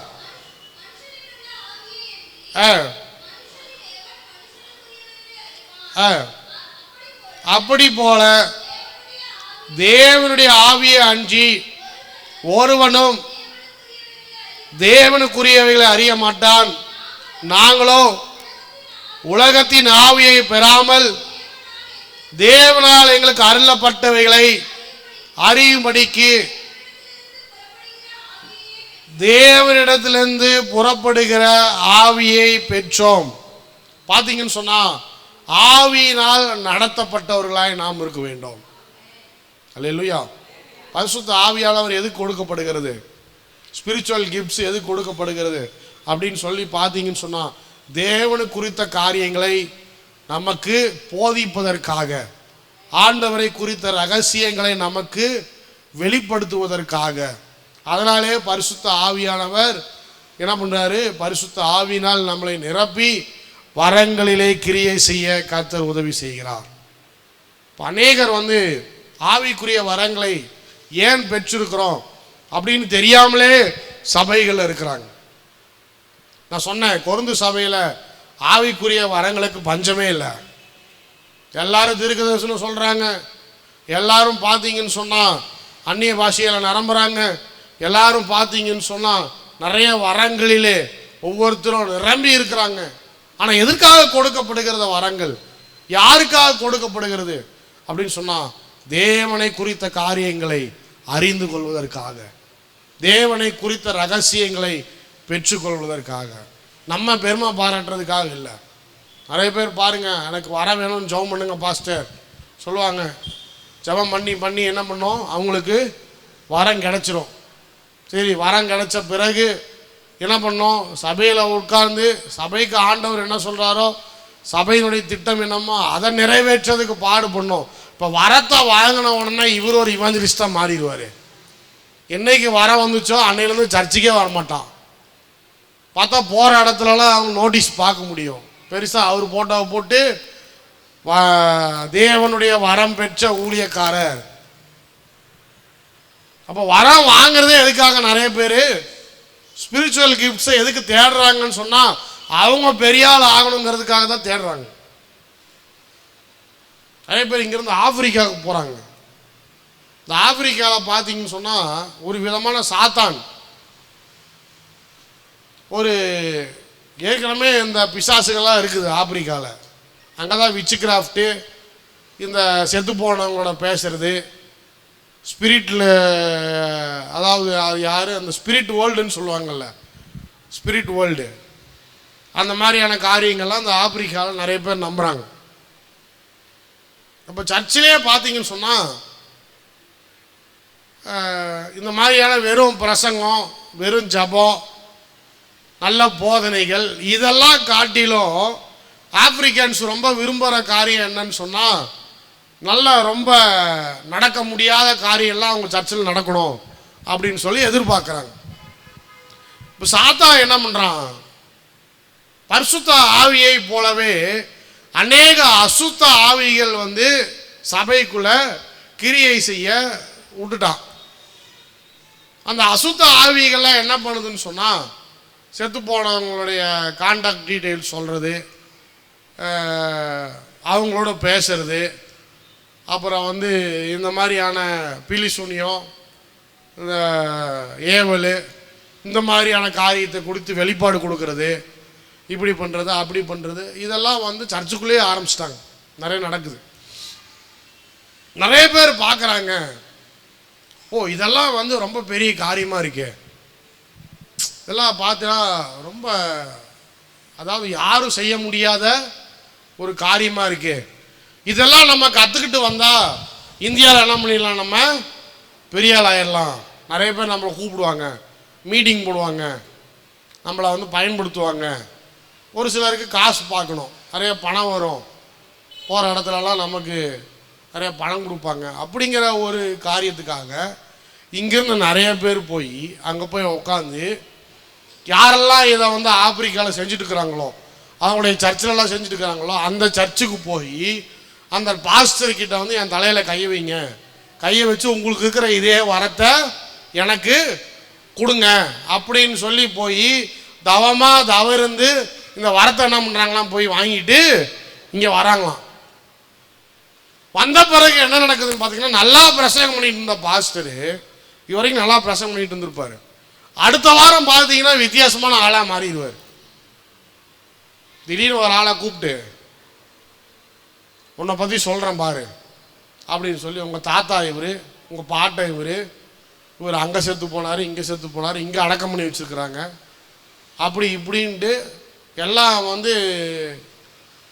ஒரு மாதிரியான காரியத்தை என்ன பண்ணுறாங்க, பேசுகிறாங்க. இன்னொரு ஆளை கூப்பிட்டு, இந்த மாதிரி இந்த மந்திரம் மாந்திரிகம் அது இருக்குது இது இருக்குது அப்படி இருக்குது இப்படி இருக்குது, அதெல்லாம் அவனை வெளியே கொண்டு வர போகிறேன் அப்படி இப்படின்னு நிறைய. அப்போ இதெல்லாம் பார்க்கும்போது ஒரு காரியம் புரியுது. என்னன்னு சொன்னால், spiritual gifts can be used for personal gain. ஆவிக்குரிய வரங்கள் ஒரு சிலர் என்ன பண்ணுறாங்க, தங்களை உயர்த்தி கொள்வதற்காக, தாங்கள் வாழ வேண்டும், பணம் சம்பாதிக்க வேண்டும் என்பதற்காக என்ன பண்ணுறாங்க, ஆவிக்குரிய வரங்களை தவறாக பயன்படுத்த நினைக்கிறார்கள். பைபிளே பார்க்க முடியும். அப்போஸ்தலர் காலத்தில் ஒருத்தன் போய் பணம் கொடுக்குறான். பணம் கொடுத்து என்ன சொல்கிறான், இந்த பரிசுத்த ஆவி எங்கள் மேலேயும் விழுவதற்காக ஜெபம் பண்ணுங்க அப்படின்னு சொல்கிறான். அவன் சொல்கிறான், ஏண்டா பணத்தை கொடுத்து பரிசுத்த ஆவியை பெற்றுக்கொள்ள முடியுமா, ஓடி போடான்னு சொல்லி துரத்தி விட்றான். இப்போ அது மாதிரி அநேகர் தங்களை ப்ரமோட் செய்வதற்காக என்ன பண்ணுறாங்க, இந்த பரிசுத்த ஆவியின் வரங்களை தவறாக பயன்படுத்தி கொள்கிறார்கள். அப்போ பரிசுத்த ஆவியின் வரம் எதற்காக கொடுக்கப்படுகிறது? முதலாவது பார்த்தீங்கன்னு சொன்னால், தேவனுடைய ரகசியங்களை சபை அறிந்து கொள்ள வேண்டும். Church should understand God's heart. ஆனால் நம்ம ஊரில் என்ன நடக்குதுன்னு சொன்னால், பரிசுத்த ஆவியின் வரத்தை பெற்றவங்க யாரும் சபையில் இருக்கிறது இல்லை, எல்லாரும் ட்ரிப் அடிக்கிறாங்க. ஒருத்தர் ஹீலிங் மினிஸ்ட்ரி பண்ணிட்டு இருக்கிறார், வெளியே கேட்டால் சொல்றாரு, பரிசுத்த ஆவியின் வரம் வாங்கினதுலேருந்து கர்த்தர் இத்தனை பேரை சுகமாக்குறாருங்க. சுகமாக்குறவங்களாம் என்னாச்சு, அவங்களாம் எங்கே சர்ச்சுக்கு போகிறாங்க, அதை பற்றி அவருக்கு கவலை இல்லை. ஆனால் அவர் சுகமளிக்கும் வரத்தை பெற்றவர், எல்லாரையும் போய் சுகமாக்குறதா அவர் ஊழியம். ஒருத்தர் சுகமாக்கிட்டு இருக்கிறார். இன்னொருத்தர் தீர்க்கதரிசி, அவர் என்ன ஆயிட்டாரு, ப்ராஃபட் ஆயிட்டாரு. அவர் கடைசி கால ப்ராஃபட். எக்காலம் போட்டுக்குவார், 2 தேவதூதர்களை பக்கத்தில் வச்சுக்குவார். அவர் பார்த்தீங்கன்னு சொன்னால் நடக்க போகிற காரியத்தில் சொல்லுவார். இப்படி ஒருத்தர் கிளம்பிடுறாரு. இன்னொருத்தர் பார்த்தீங்கன்னு சொன்னால், இந்த அந்நிய பாஷை பேசுவது எப்படி, அபிஷேகம் கூட்டம் நடத்துறது, அவர் ஒரு பக்கம் போயிடுறாரு. இப்படியாக என்ன பண்ணிடுறாங்க, வரங்களை பெற்றவர்கள் எல்லாம் அந்த வரங்கள் எதற்காக கொடுக்கப்படுகிறது அப்படிங்கிறத அறிந்து கொள்ளாமல், யாருக்காக கொடுக்கப்படுகிறங்கிறத அறிந்து கொள்ளாமல், சபைக்குள்ளே தேவன் கொடுக்க காரியங்களை, பேசுகிற காரியங்களை சபைக்கு பயன்படுத்தாமல், சபையில் இருக்கிற ஜனங்களுக்கு உபயோகமாக இல்லாமல் ஒவ்வொருத்தரும் என்ன பண்ணிடுறாங்க, ஒவ்வொரு பக்கம் கிளம்பி போயிடுறாங்க. சர்ச்சில் உட்காந்துருக்கிறவன் யாருன்னு சொன்னால் 4 பேர் உட்காந்து கை தட்டிட்டு இருப்பான். அப்போது எதுக்காக கொடுக்கப்படுகிறது அப்படிங்கிற நோக்கமே என்ன பண்ணிடுது, மாறி போயிடுது. அதனால் சொல்கிறாரு, ஆவிக்குரிய காரியங்களை அறிந்து கொள்வதற்காக உலகத்தின் ஆவியை பெறாமல் தேவன் எங்களுக்கு அருளப்பட்டவைகளை அறியும்படிக்கு தேவனிடத்திலிருந்து புறப்படுகிற ஆவியை நாங்கள் பெற்றோர்களாக இருக்கிறோம்.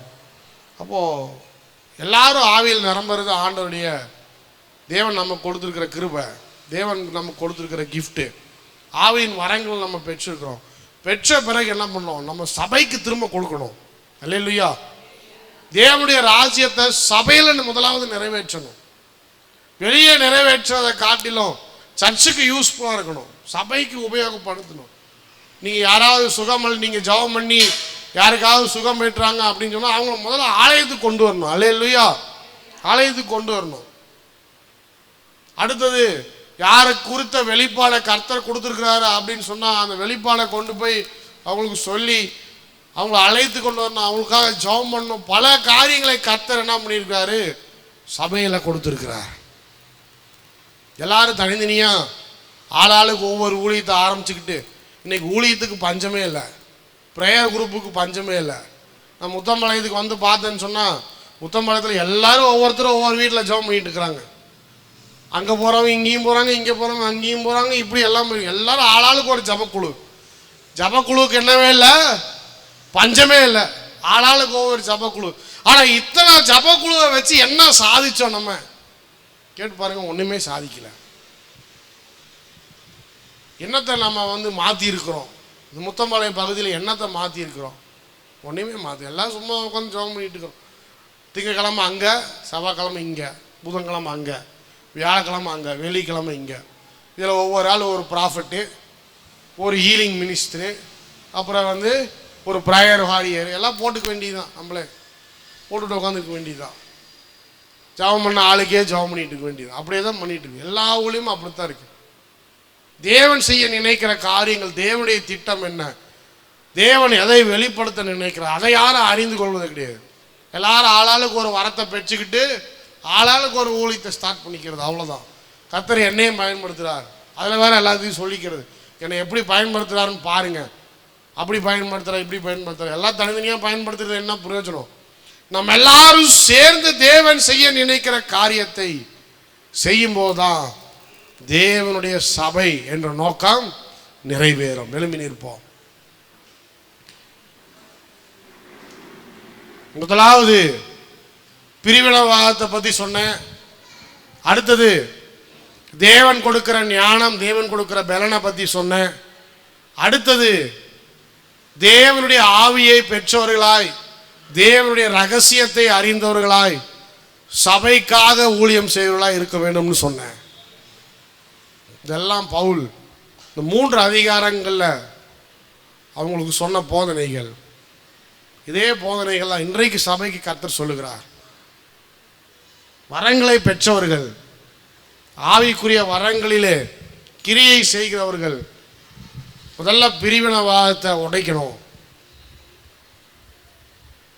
ஒரே சிந்தனை உள்ளவர்களாய், ஏக மனதுள்ளவர்களாய் தேவனுடைய ராஜ்யத்தை கட்டுகிறவர்களாய் எழும்ப வேண்டும். நம்ம எல்லாரும் வேற வேற ஆள் கிடையாது. ஒருவேளை வேற வேற ஜனத்திலிருந்து, வேற வேற ஜாதியிலிருந்து கர்த்தர் நம்ம ரட்சித்திருக்கலாம்.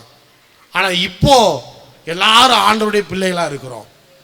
நமக்கு ஒரே ஞானஸ்தானம், நமக்கு ஒரே இயேசு கிறிஸ்து, நமக்கு ஒரே சரீரம், நமக்காக சிந்தப்பட்டது ஒரே ரத்தம். யாரும் மறந்து போகக்கூடாது. கர்த்தர் நம்மளை பயன்படுத்துகிறாருன்னா பயன்படுத்திட்டோம். நம்ம வாழ்க்கையில் மேட்டிமை வரக்கூடாது, பெருமை பேசக்கூடாது. பெருமை பேச பேச தேவன் நம்மை கொண்டு செய்கிற திட்டத்தை நம்மளால் யாரும் நிறைவேற்ற முடியாது. எல்லாத்துலேயும் கர்த்தர் நம்மளை உயர்த்தும் போது அவரை அக்னாலேஜ் பண்ணோம். அவர் கிருபை, அவருடைய இரக்கம் என் மேல் இருக்கிறதுனால, என் குடும்பத்தின் மேலே இருக்கிறதுனால கர்த்தர் இந்த காரியத்தை செய்கிறார்னு சொல்லி பழகணும். உங்கள் ஞானம் அல்ல, உங்கள் பலன் அல்ல, தேவன் ஞானம், தேவன் கொடுக்கிற பலன் அது உங்களை உயர்த்தும். நல்லா ஆண்டவரே, இந்த காலை நேரத்தில் நீர் பேசின வார்த்தைகளுக்காக நன்றி செலுத்துகிறோம் ஆண்டவரே. கொரிந்து சபையில் இருக்கிற பிரச்சனைகள், அதற்காக கொடுக்கப்பட்ட ஆலோசனைகள், அதற்காக நன்றி ஆண்டவரே. இதே ஆலோசனைகள் எங்கள் சபையிலே கொடுக்கப்படுவதற்காக நாங்கள் நன்றி செலுத்துகிறோம். ஒவ்வொரு விசுவாசிகளும் ஒருவரோடு ஒருவர் ஒற்றுமையோடு ஏக சிந்தனை உள்ளவர்களாய், ஏக மனதுடையவர்களாய் சேர்ந்து ஆண்டவருடைய நாமத்தை உயர்த்துவதற்கு கர்த்தர் உதவி செய்ய முடியாது நாங்கள் செபிக்கிறோம். பரிசுத்த ஆவியின் வரங்களினால நிரப்போம். ஒவ்வொருத்தரும் வரங்களில் கிரியை செய்ய உதவி செய்யும். சபையின் வளர்ச்சிக்காக பாடுபட உதவி செய்யுங்க. புதிய ஆத்துமாக்களை அழைத்து வர உதவி செய்யுங்க. புதிய ஜனங்களை ரட்சிப்பின் பாதையில் கொண்டு வர உதவி செய்யுங்க. இந்த பகுதியில் இயேசு கிறிஸ்துவின் ராஜ்யத்தை கட்டி எழுப்புகிற ஜனங்களாய் நீர் எங்களை மாற்றுங்க. சகல துதிகன மகிமையிலே செலுத்துகிறோம். இயேசுவின் நாமத்தினால ஜெபிக்கிறோம் நல்ல பிதாவே, ஆமென். குறைவின்றி காத்து மகிழ்வை தந்தீரே நன்றி ஐயா. கிருபைகள் தந்து ஊழியம் தந்து உயர்த்தி வைத்தீரே நன்றி ஐயா. கிருபைகள் தந்து ஊழியம் தந்து உயர்த்தி வைத்தீரே நன்றி ஐயா. நன்றி நன்றி ஐயா. உம்மை உயர்த்திடுமே. ஆமென். நன்றி நன்றி ஐயா. உம்மை உயர்த்திடுமே. நன்றி நன்றி ஐயா. உம்மை உயர்த்திடுமே. நன்றி நன்றி ஐயா. உம்மை உயர்த்திடுவே. இதுவரை நடத்தி குறைவின்றி காத்து மகிழ்வை தந்தீரே நன்றி ஐயா. இதுவரை நடத்தி குறைவின்றி காத்து மகிழ்வை தந்தீரே நன்றி ஐயா.